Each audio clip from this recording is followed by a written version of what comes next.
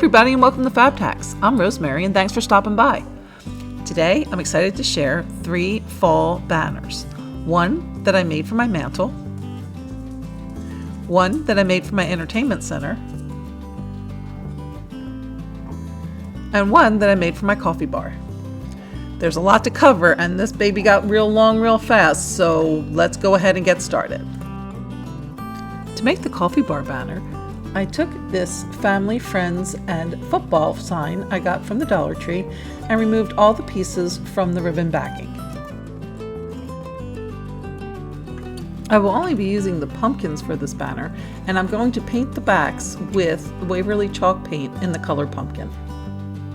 To make the pennant flags, I used some buffalo check scrapbook paper from Hobby Lobby, measured up 3 solid blocks, and then cut across at that line.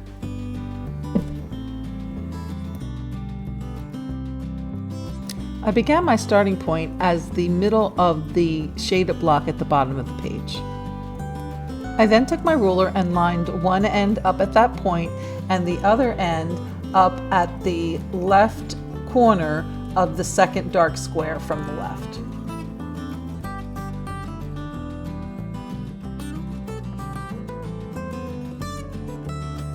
I then repeated the process on the other side, again aligning the bottom of the ruler up at the point of the shaded square and then bringing it up to the corner of the black square. I then started from that point and drew another line to the corner of the paper, and then went back to that first point made at the top of the page with the black square and again a line to the corner of the opposite side. And then that creates 3 triangles that I can go out and cut out to create the pennant flags.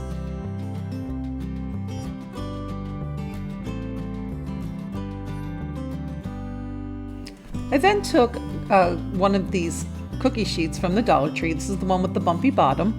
And I wanted to do a little aged paint treatment. So I took some of my dark gray, or I think it's medium gray actually is the color of the multi-surface paint, and then I just took a plastic bag and kind of just pounced it all around, and that creates a nice aged effect on the silver tray. And if I wanted to do more of a galvanized, I could just add some of like a lighter gray on top of that. But the age will do just fine for this project. Once the paint was dry, I took some Mod Podge and applied it to the painted tray. I just created a nice thin layer, and then I'm going to just add the pennant flags to the pan and let that dry.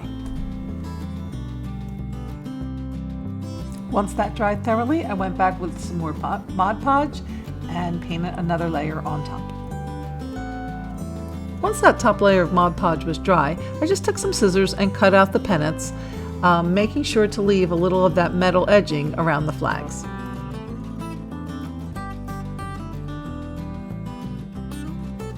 I then wanted to add a little definition to my pumpkins, so I took some chalk paint in Truffle and I dry brushed on some lines and some edges to the pumpkins.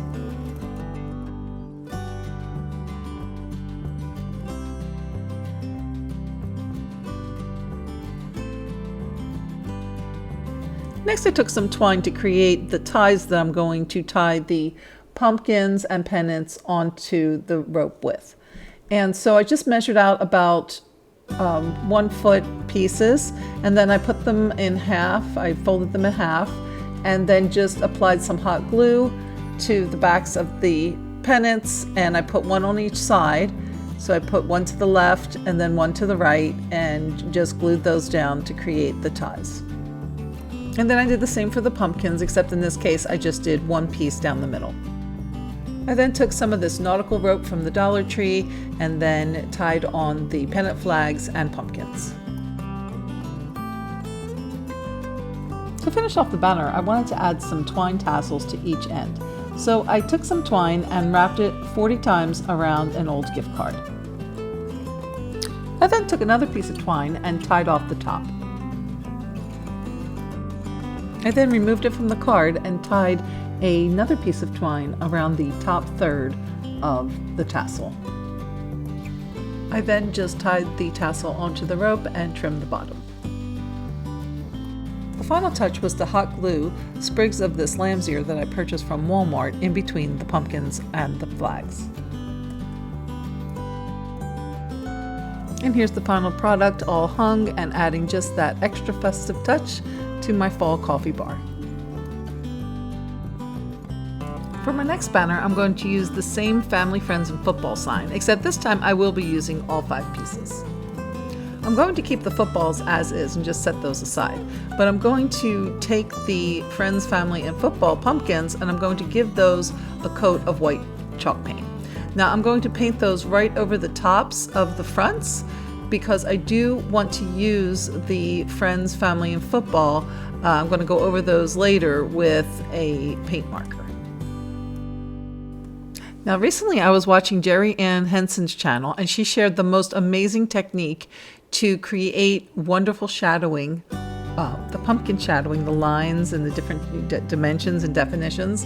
And I did not do it nearly as well as Jeri-Ann, so I'm going to link her tutorial in the box so you can see how well this technique really works. But here's my sad little attempt at it. But she basically does it where the pumpkin, the white coat is still wet, and then takes a very small amount of a contrasting color. She actually uses a green color. I wanted to go with the brown since I have the brown in the footballs.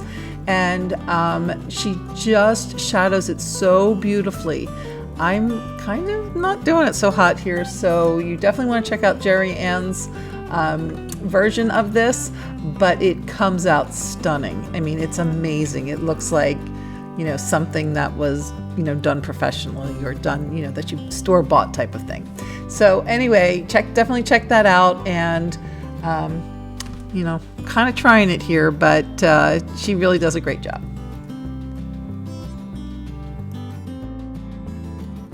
So next I want to make some pom-poms for in between the pumpkins and the footballs. You know, it is football, so you gotta have some pom-poms. And I used this chunky yarn from Walmart, and I think it was $6.48 for this great big bunch. And it really makes the best pom-poms because it's super easy to do. I just did it around this, again, this handy dandy used gift card. And I just wrapped it 10 times with that chunky yarn and then just cut it off. Then I took some white twine from the Dollar Tree and cut off pieces of the twine and then just kind of thread it through the wrapped bunch of the chunky yarn and tied off one at the top and then one at the bottom and then one tie to each side.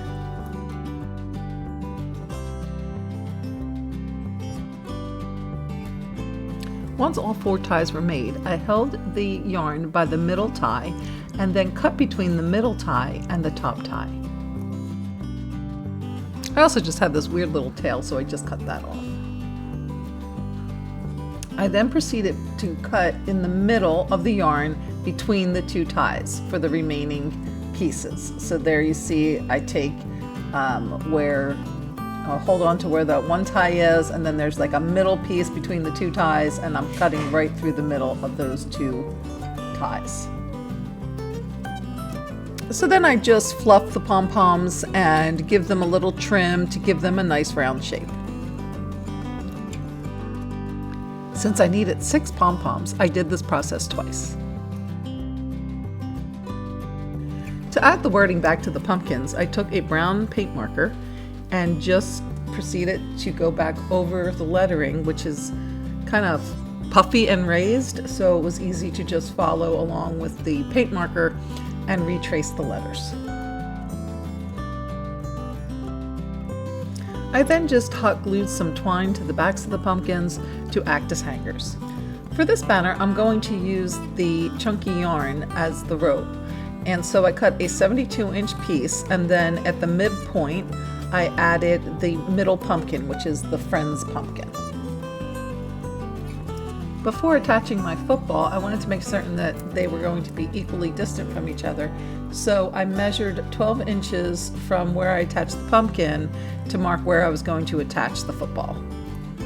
and then proceeded to do 12 inches between each of the pumpkins and footballs.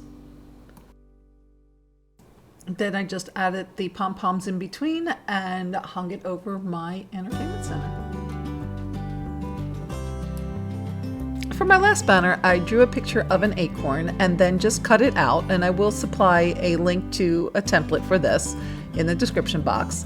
I then took the cutout of the acorn and traced it onto this cookie sheet, which I had already painted with some paint the way I had done previously with the other banner. And that doesn't work out too well for this one though, as you'll see in a second. But what I did was I just went ahead and, positioned them so that I could get at least four cutouts in each pan, and just went ahead and traced them, and then I'm going to cut them out. Once all the acorns were cut out, I took a pencil and I drew some scallop lines along the top of the acorn, kind of like where the cap of the acorn would be. I then took my little gift card there and scraped down on the bottom portion of the acorn, smoothing out the little bumps. So I kind of just went around where the little curved lines were, and then smoothed out the bottom part of the acorn just the way an actual acorn would be. So you kind of have that bumpy part on top, and then it's smooth on the bottom. And then I just flipped it over and did it to the back side of the acorn as well to get out any more bumps, and also to flatten out the acorn, because it does tend to kind of curl up when you do that scraping motion. And then you can kind of just straighten it out with your hands. The other thing that the scraping does is it also removes the paint. So I did have to go back with some of the medium gray paint and my little bag and touch up that paint where it had all been scraped off from the straightening process. While the paint on the acorns was drying, I took this top to a spray paint can and used it to create or trace some circles on these pages from a Dollar Tree book. I then took some Mod Podge and Mod Podged the circles to the center of the acorns.